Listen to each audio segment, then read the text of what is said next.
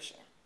But if you meet a fella and he cares about you, he knew you when he met you, who you were. He knew what you stood for. You know what I'm saying? Mm-hmm. So if he really cares for you, he's going to expand on that. He's going to make you become even greater. But when he starts to tear you down and make you become less than who you know you are, it's time to end it. Do you follow what I'm saying? Yes. Beauty is on the inside, and then it works its way on the outside. I just became a queen. I just became Miss Goldsboro alumni after 50 years, which is my class. We celebrate our 50th class reunion this year. And that was something I think I wanted to do deep down inside, but I never had the guts to do it. And this past year I said, I think I want to run for Miss Alumni. And I did, and I succeeded. So it's never too late to become all that you want to be. I never stopped learning. If you see me in TLC, I'm always with some kind of math book or something, trying to increase my education, I want to be on top of things. And one of my favorite things is crossword puzzles. I don't like the word find, but I like crossword puzzles because it makes me think. And I just bought me one and paid $8 for it. I haven't finished one page on there because it's hard. But I am going to keep going with that crossword puzzle because it's making me think. So my thing to young girls is look in the mirror and say, wow, wow, I am fearfully and wonderfully made. And all your friends might have somebody, and you might not have anybody. But that one guy is waiting for you. You see what I'm saying? Don't become less than what you are to please somebody else.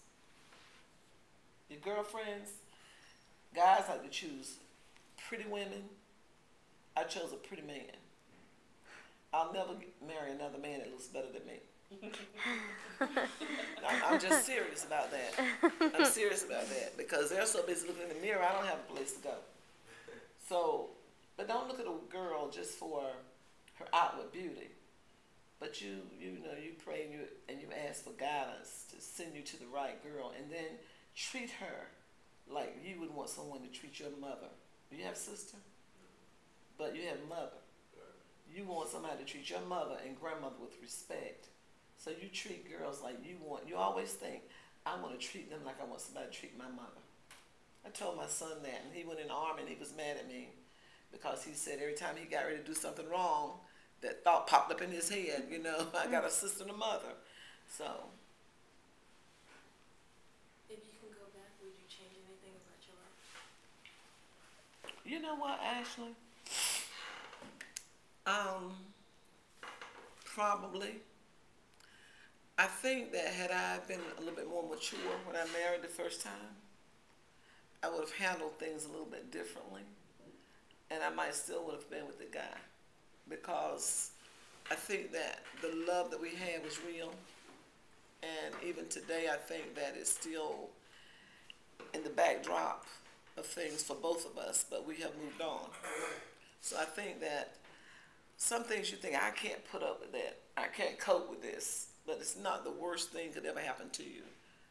You'll find out that's not the worst thing could ever happen. Some other things can happen too. So, would I have gone on and furthered my education? Yes, I would have gone further. Right now, I think I'm living my dream through my children. And parents do that. They kind of live their dream through their children. So, yeah. I really believe that our steps are ordered. And I really believe that I'm at Wayne Community College for more than one purpose. So, I wouldn't change the 20-some years I've been here for anything. I've met some wonderful people, wonderful students. This young lady, she doesn't know me, but I know her. Remember her when she was this age. So don't forget, people are watching you. People remember you. And I can remember that she was a very nice young lady, even as a little kid, even though she didn't know me. I knew her. that's all I think. I don't think I would change anything else. I am a minister. I love it. I love what I do.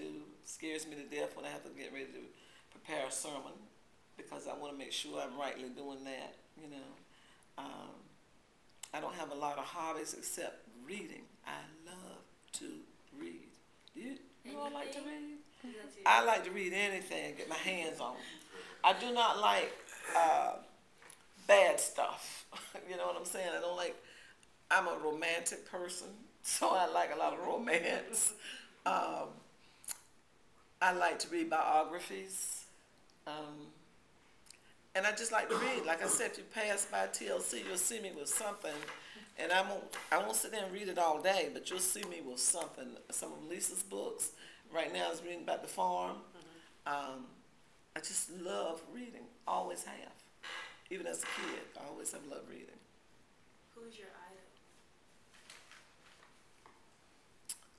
I don't have an idol. But someone I really admire is my mother. I really admire my mother. My mother raised us without my dad.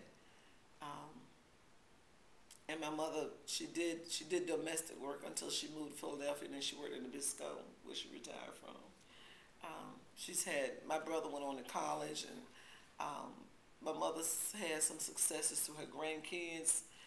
My grandmother, I really admire my grandmother.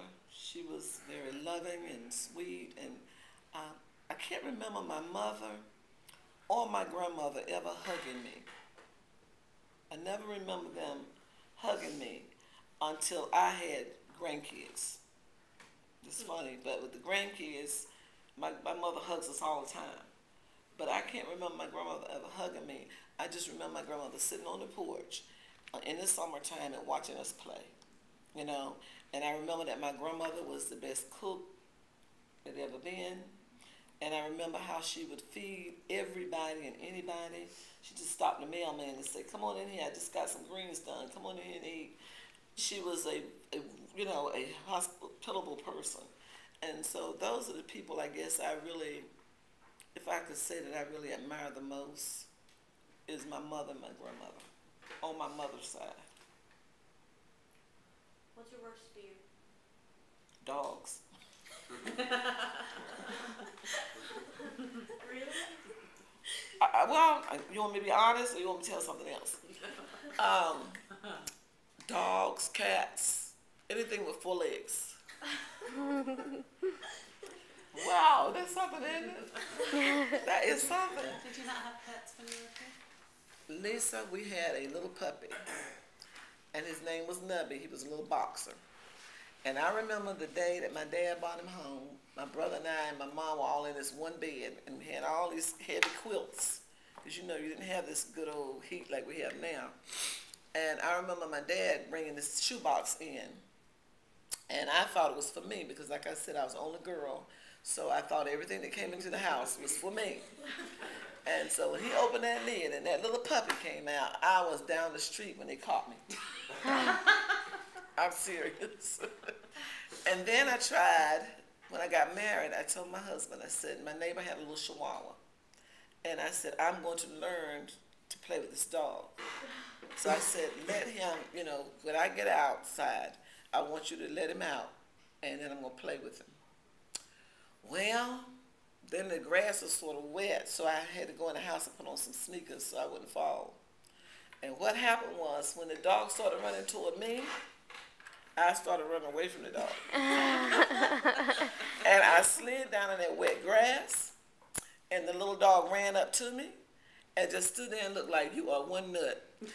But I was screaming. I was petrified.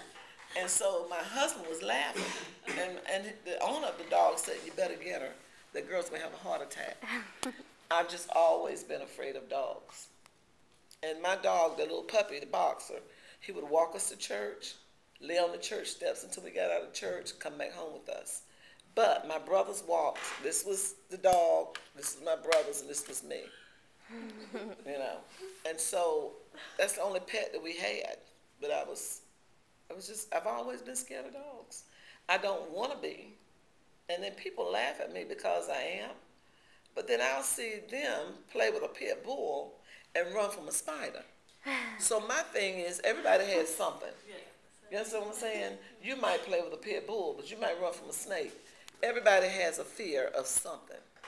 So that's when I said, don't take down for who you are.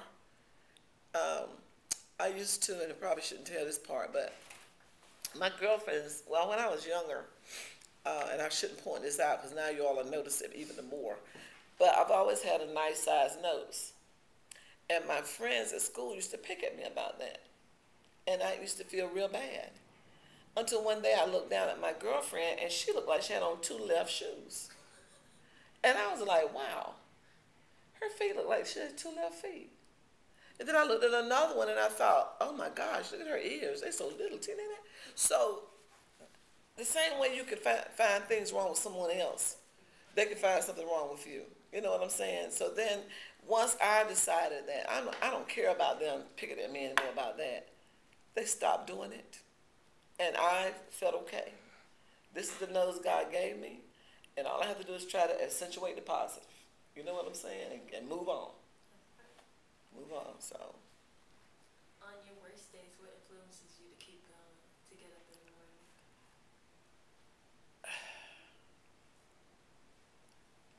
That's a good question.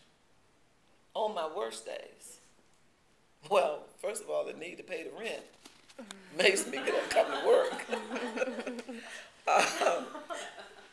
So when you mean my worst days, like if I am depressed or downhearted or something,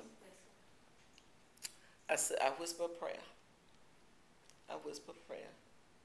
And I know that I can do all things if I put my trust. And so I just sometimes getting started is the hardest part. It's just like this morning. I really didn't want to get up out of bed, so I jumped out of bed. You understand what I'm saying? If you drag to get out, you're going to be dragging for 15 minutes. But if you just jump on out of that bed, then you're out.